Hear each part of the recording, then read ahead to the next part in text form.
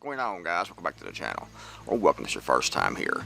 You know, when you hear a lot of preppers talking about prepping skills, they talk about the usual things like hunting, trapping, gardening, firearms type skills and things like that. But there's lots of other skills that are very seldom, if ever, actually talked about on these prepping channels and prepping books, magazines and things like that. And unfortunately, a lot of people, because of this, actually look over those skills, and those skills, in my opinion, are some of the most important skills to actually have. If you don't have certain skills, then you're going to be seriously lacking in this post-collapse type situation that we're going into, which is not going to be exactly like a lot of people think that it's going to be. A lot of people think that this collapse that's coming is going to be a complete collapse of everything. It's going to be like a complete Mad Max, and it could be, but more than likely it's not going to be. More than likely it's going to be more like Argentina, Venezuela, with a over-oppressive government that uses technology to spy and control the citizens. That's my opinion. But you need to have certain skills to be able to survive, and also for barter purposes. And one of the first skills I think everyone should try to acquire at least basic knowledge of is carpentry. Now, myself, I can't build a complete house from the foundation all the way up. I can work with that, and I can help with that and do lots of things building that home. But as far as actually doing everything myself, I can't do that. However, you know, I can build outbuildings, I can build chicken coops, I can build dog houses, I can build outhouses, I can swing doors, I can put windows in and things like that. So I'm a pretty good carpenter. Actually, I can build porches, I can build decks. But like I said, as far as taking the whole house and doing it all myself, including all the wiring and things, I can't do all of that. But as far as basic carpentry skills goes, I'm pretty good actually. I can do, like I said, I can build decks, porches, I can build outbuildings, storage buildings, wood sheds, chicken coops, barns, outhouses and things like that without a problem whatsoever. So you need to have, you know, this basic carpentry skills. At least the more skills you got, you know, the better off you are.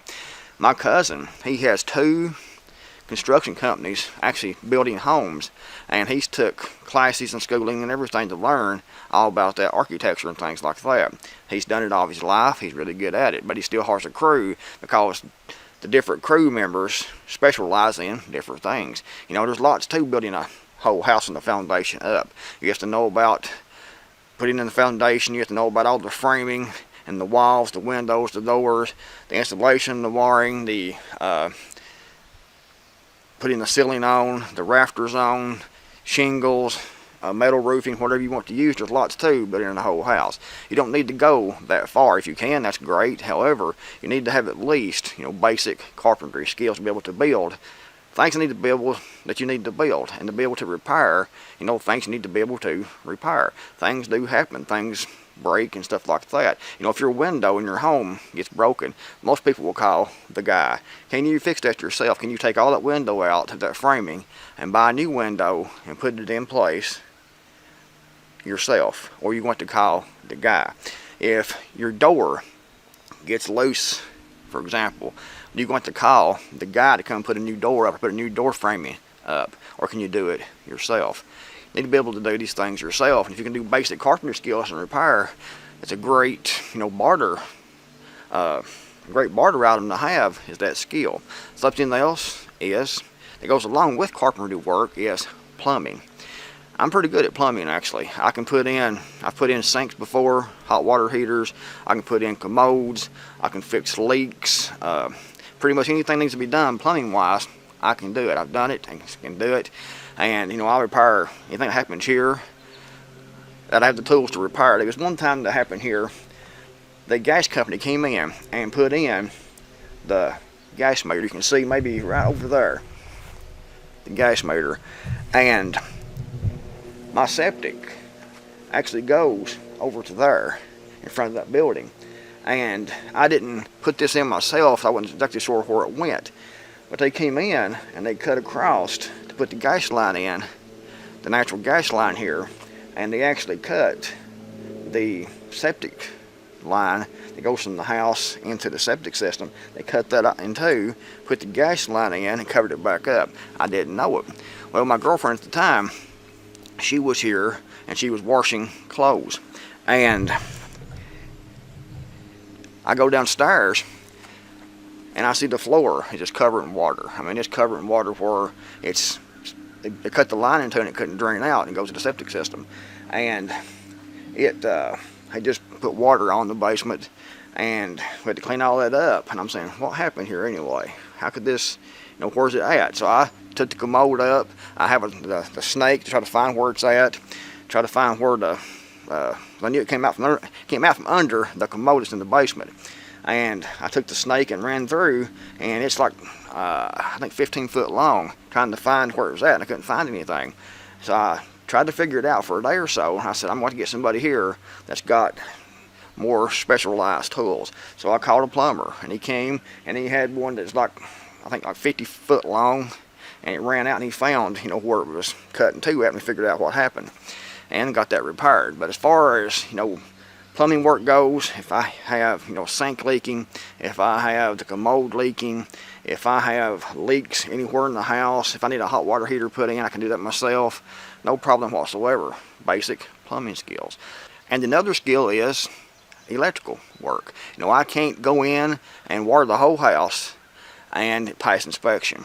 However, I can put in ceiling fans, I can put up light fixtures, I can put in hot water heaters, I can do all the basics that need to be done as far as replacing things in the house and repairing things, light sockets, hot water heaters, ceiling fans, lighting fixtures, switches, plug-ins and things like that. I can do all that and replace all that and fix all of that.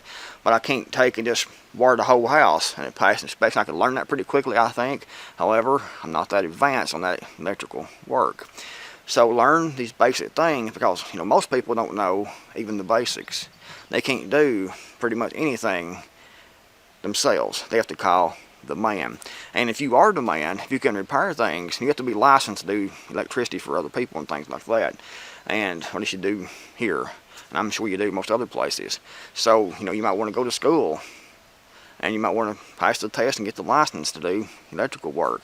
You might want to be, a plumber. It's difficult to get people to do these jobs now, and even in this next economy, these jobs, in my opinion, is going to be important, because most people don't want to work. They're lazy, they're dumb, and they're ignorant. Don't want to learn anything, don't want to do anything. Maybe you can learn how to do all the wiring in the house, learn how to build a house all the way from the foundation all the way to the ceiling.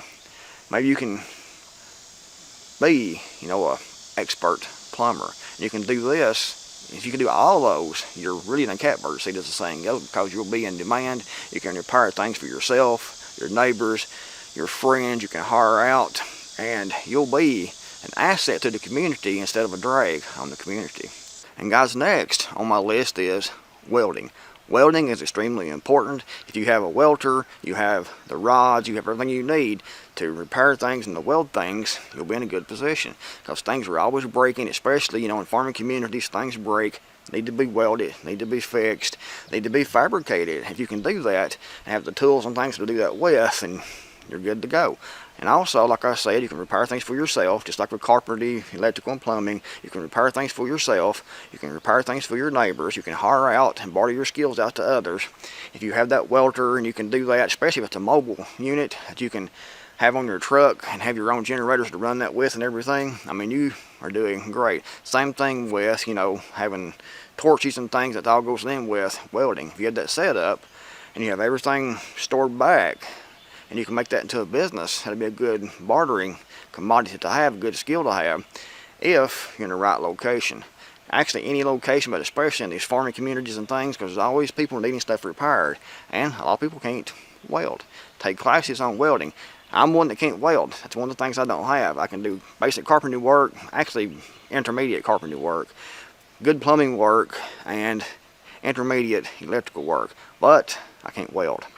That's something myself I need to learn. My dad could weld. He worked on, back when he was younger, he was still alive obviously, but he was back in his 20s. He died at 64, but he was back in his 20s, and I was just a little feller then. But I remember seeing pictures and things and hearing people talk about it. They would work on race cars. They would race on the dirt tracks and things. and that was back in the 70s, early 80s. They would be racing on dirt tracks, and they would do all kinds of welding themselves, putting all the framework in and the bars and things for the protection. And he's a pretty good welder. He learned that skill on his own. Didn't take any classes or anything, just watched other people done it himself and learned. He was pretty good at it. So you can learn your skills without taking classes, and they're extremely important to know what you're doing. If you want to actually learn quickly, you can take a good trade school class or something like that, and maybe you can actually just volunteer to help someone else that welds. Maybe you can volunteer to go along with them and watch them and help them and learn that skill, and you can offer your assistance during that time period for nothing, just learning that skill. Another skill that I think is going to be extremely important that no one in the prepping community actually talks about, or at least not that I've heard of, is small engine repair, especially repairing chainsaws. Chainsaws are going to be extremely important. People cutting firewood, people doing things, and small engine repair, if you're good at that, you can improvise and can repair those small engines, like garden tillers for example, chainsaws, mowers, weed eaters, and things like that. You'll be in demand, and that's important to be in demand. Be able to fix your own things that break, and to be able to fix things for your neighbors, and to be able to use that skill as, something to barter with. Perhaps your neighbor has a garden tiller that breaks down, and you can repair that, and you can barter for something else he has in exchange for repairing that garden tiller. If you have the parts put back, for example with chainsaws, you'll need files, you'll need mixing oil, you'll need gasoline, you'll need bar oil for that chainsaw. If you stockpile that things back like that, air filters and parts for the chainsaws that's common in your area, and you can actually improvise different things to repair that chainsaw, you'll be doing great. Here, steel chainsaws are very popular, as are Husqvarna. Personally, I like the steel, but Husqvarna is also good. I have actually Husqvarna and the steel, but I prefer the steel a lot more than Husqvarna, but that's just me. Both are good chainsaws. If you can learn how to repair those, then you'll be doing good. Learn how to repair mowers, push mowers, riding mowers, garden tillers, weed eaters, things like that. You can do that, and like I said, that's a great survival skill to have, because you can repair your own things, especially if you put back, some parts to repair those things with. You can repair your own, you can repair things for your neighbors, you can use that as a barter skill to barter for other things you might need. Again, extremely important in my opinion. Something else you don't hear talked about very often is auto mechanics. It's difficult now to work on automobiles because of electronics and things, but if you can do at least, the basic things like change your own tires, change your own oil, your own spark plugs, your own wires, your own oil filters and oil and things like that, your own brakes and things. You can do all that, just basic to intermediate auto mechanics. Again, you will be in demand. You'll be able to repair your own things. You'll be able to work for your neighbors. You'll be able to barter that skill. Extremely important. If you can be, a jack of all trades, and be able to repair different things and work on different things and have parts put back in tools to do that job with, you're going to be in demand. You're going to be an asset to your community. Instead of your neighbors looking at you as someone they can rob and steal from, you'll be looked at as someone who has skills that can actually help them survive, to help them have a better life in this new economy. So, if you've ever watched, now it's getting bad again, guys. If you've watched the Andy Griffith Show, and it started out in Floyd's barber shop, but later on, the guy that played Floyd, he actually had a stroke in real life. That's why he was sitting down a lot. This is going somewhere. He was sitting down in the show a lot, but then later on, he had to go off the show because he couldn't do it no more after that stroke he had. So they put in Emmett's Fix-It Shop. Emmett was a jack-of-all-trades, handyman type person with that Fix-It Shop. If you can have, skills like that, actually better than what he had on the show, and can be able to repair, different things, people bring things in to repair, because people are not going to be able to buy everything new. And it might not be shipped over here like it is now. People may have to get stuff repaired. It may be cheaper to repair what breaks than it is to just replace it, or it might be impossible to replace those things. That's like in Cuba. I've read in Cuba that people has to improvise and work on things and to fix things because they don't have it as readily available as we do here right now. That's going to change here in the very near future, I think.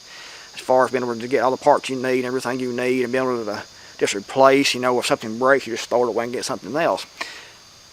You want to get these things fixed, repurpose these things for other purposes to make things work. It's going to be a very different economy, and the more skills you have, and not just the typical prepping skills like gardening and canning and raising chickens and things like that, but actual skills like carpentry, plumbing, electrical, small engine repair, welding, and being a jack of all trades, fix-it type person.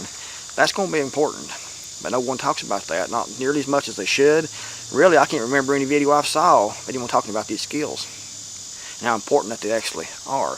But get to work now trying to acquire these skills, and hopefully you already have some of these skills, or maybe all these skills. And if you do, then that's great. Look at what you have. If you don't have all these skills, and most people don't have all these skills, look at how you can learn these skills and acquire those tools and those parts to be able to apply those skills to fix your own things, to fix things for your neighbors, and to fix things, in a barter type system with everyone else. Thought the video was helpful. Give it a big thumbs up. Thanks for watching. And the Creekmore Matter. I'll see you all in the next video, hopefully.